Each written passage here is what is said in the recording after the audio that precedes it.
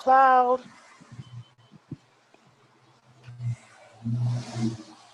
Good morning, Lemmy. Good morning, Ruchi. Happy Saturday. Happy Saturday, and welcome to the Cybersafety Saturday, this beautiful rainy morning. Beautiful and raining morning. Yes, I think the Hmm. last time we had snow. Now we Yep. have rain and wind. I guess we are improving as we move forward into the middle part of spring. Yes, and as you can see, I'm outside on the road, so I'll most likely be going on mute for some portion of this topic today. I am outside and it's windy because I'm in the windy city, but let's get started. Okay, I'm indoors, so I'm good. I'm gonna uh, get started and share a slide. Okay, on today's topic. Can you see the slide? Yes, I can. Perfect. Okay, great. All right, so I'll just do the intro. So parents, today we want to leave you with 3 digital safety habits that you can share with children at any age as they begin to embark on their experience into working on, cyber safety or their experience with the internet, or if they're teenagers, the experience they already have. So today's topic is about 3 digital habits that your children can easily follow along, just like they have their own daily habits and routines. Okay, so Ruchi, did you want to add to that, or Yeah, I just wanted to say, very, like I've always said, we have rules and things that we tell our kids in real life or in our physical existence. Similarly, we need some rules and some guidelines for them in this virtual or cyber world because the cyber world is actually becoming more of our, we spend more time there than in the real, well, shouldn't say that's that, but we yeah, spend a lot of time there. You know what I mean? exactly. So let's start and give parents some good Hmm. habits that they can implement and some good routines. And again, the key is to start early. So if you have a young one, it's never too early to start. If you have teenagers, again, it's not too late to start getting them to develop good habits before something unexpected happens. So the first routine here is just as you have always told your children, and you still do today, when you get in a car, make sure you buckle up.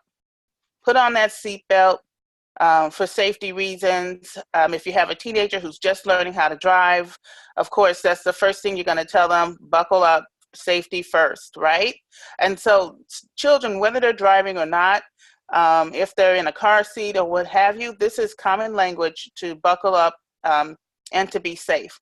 And it's a routine now, whether they're in their parents' car or they get in a friend's car or a relative's car, they want to buckle up and be safe.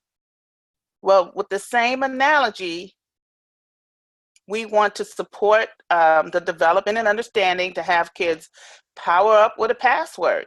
Every single device, the phone, the laptop, the tablet, the computer, when they power up, make Hmm. sure there's a password. Develop the password, and the password shouldn't be password. So many people are still using password 1 2 3 4, and that's the easiest way to get hacked, to use password 1 2 3 4. So you want a strong password. We did a couple of episodes. We talked about the password being strong, minimum 8 characters, capital letter, lowercase, a character, and a number, and just Yep. really extending that password so that it is strong, or using phrases. I think, Ruchi, you had Yep. brought up using phrases as a password, right, to some Using extent. phrases, and especially in the corporate world, we also use password managers, and we also have like encrypted passwords or special passwords that there are password managers who will which will auto generate passwords for you. But in our lives, like I know, Lemmy, you talked about the devices, but I also wanted to add passwords to our email accounts, our Right. social network accounts and all that, not just devices, but even our accounts that we use need to be strong, and we need to make sure that's not the same password everywhere, because if it's gone once, then you're literally exposed everywhere. Exactly. So get into the habit of whenever they're on a device, hey, did you log on with a password? Was there a password that you used? Just so can become routine as when they enter a car and they put on their seatbelt. All right, let's look at the next one. Number 2. Ruchi, I know you have a lot of experience with this because I've seen you and your family riding bikes um, throughout Chicago. Yep. This is, I call this common sense. We tell our kids, look before you cross the road, make sure you look for the right signs before you step on the road. And it's the same thing. You have to look before, think the data or the information that I'm sharing, or what link am I clicking on? Ask a question to yourself. Is this link, for example, I'll share a personal story. My dad's email account got hacked because there was an email he received from a Nigerian prince saying that he needed Oh, some help. He was stuck in, I think, Paris. Could my dad share his account information? And my dad was like, sure. oh, And wow. my dad's a little he's old, so all these things, it's not just important for kids. Today's session, I'm actually going to share with my parents as well. Okay, great. I think you went out a little bit there, so I'm going to recap. So what you were saying essentially was you had a personal situation where um, an email came to your dad, and it was a phishing email. So it was requesting your dad to click or to take action, and Mm-hmm. it was an unsafe email, and he went forward and took action with that. Yep. Um, and that Yep. was unfortunate. And so the whole point about this is think before you click, look before you cross the street, same kind of habit routine you want to develop. Even if it sounds exciting. I mean, I got an email today that said, yeah, here's your $1,500. And so it's like, oh, okay, what $1,500? It will make you curious. And I think those are the emails you want to stop and think and say, hey, my money's in the Yep. bank. It's not in an email. Uh-huh. and So, and yeah.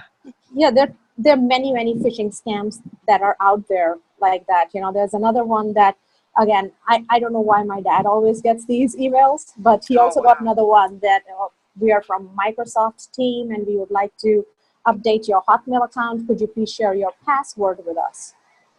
Yeah, And he yeah. I think they're and he not did. beyond. I think they're not beyond. How can I say? Using any reputable company's name to get your attention. Is that what you're saying? 'Cause so it's sort of like Yep. it could They, be any company that could be legitimate, but that doesn't mean that the email is coming from that company, right? absolutely. Think twice. If you have a doubt, then probably there's a reason. I would say go with your gut. Go You with your know, gut. I like that. Go Yep. with your gut, parents. Go with your gut and teach your kids to go with their gut. But before they have a gut around digital safety, they need experience and they need education and they need you to talk to them about it. So you don't develop a gut without experience. you know so they need experience, they need to be able to handle, problem solve, use critical thinking, and then that's how you develop a gut for this type of common sense routines. Okay, let's move to the next one. Cyber safety routine number 3: don't talk to strangers. This is the most commonsensical one. In our real lives as well, we kind of tell our kids, don't talk to strangers. I mean, it's okay to say hi and hello, but don't go beyond how was your day. Uh, so again, if somebody is trying to reach out to you, don't go in and share your personal details with them because you don't know them. Right, don't share personal details because you don't know them. So if someone's asking for you know personal, what's your address? What's your date of birth? Social security number. Um, even phone number these days. Don't share personal information with strangers, even though it may have a friendly image associated with it.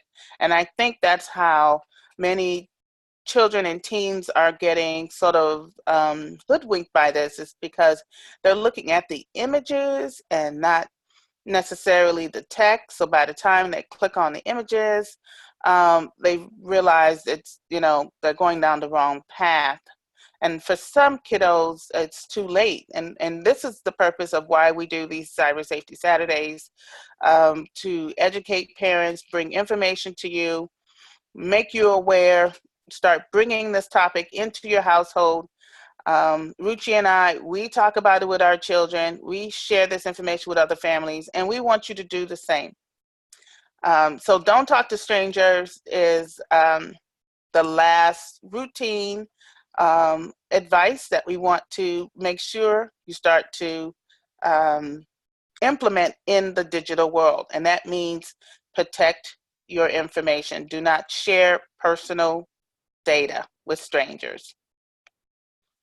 Okay, so for more safety routines and tips, and for more parent tips, you can subscribe.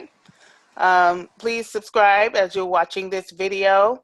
And then also, for more information, you can go to our website, www.thecriticalthinkingchild.com. And Ruchi, are you still there? Yes, I am. Okay, enjoy your Saturday in the Windy City.